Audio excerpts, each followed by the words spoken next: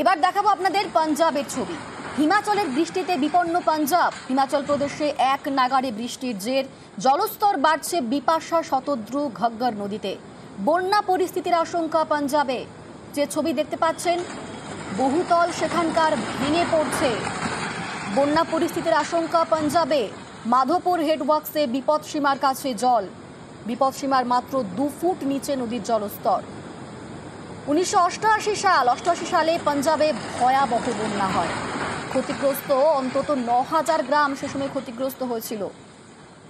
ঘরবাড়ি হারান পাঞ্জাবের 34 লক্ষ মানুষ। সেই ভয়াবহ বন্যা 1988 সালের। আর এখন যে ছবি দেখতে পাচ্ছেন, রীতিমতো ভয়ঙ্কর সেই ছবি। আমাদের সঙ্গে রয়েছেন প্রতিনিধি মৈত্রী। মৈত্রী, কি অবস্থা এখন?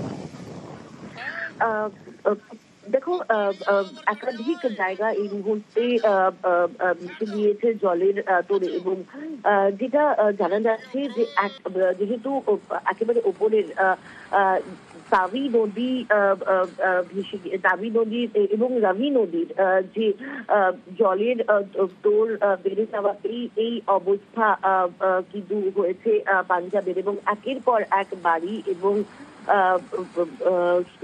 এভাকুয়েশন প্রসেস শুরু করা হয়েছে এবং একাধিক স্কুল বন্ধ করা হয়েছে।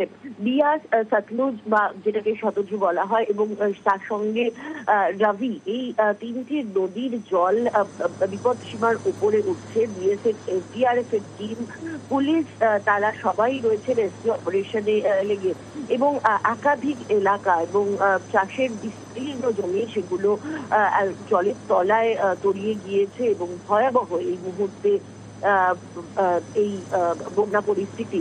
হোশিয়ারপুর, পাঠানকোট, অমৃতসর, গুরদাসপুর, জলন্ধর সহ একাধিক এলাকায় কিন্তু স্কুল বন্ধ করার নির্দেশ দেওয়া হয়েছে। তার কারণে সমস্ত জায়গাতেই বন্যা পরিস্থিতি তৈরি হয়েছে। বেশ, ধন্যবাদ মৈত্রী।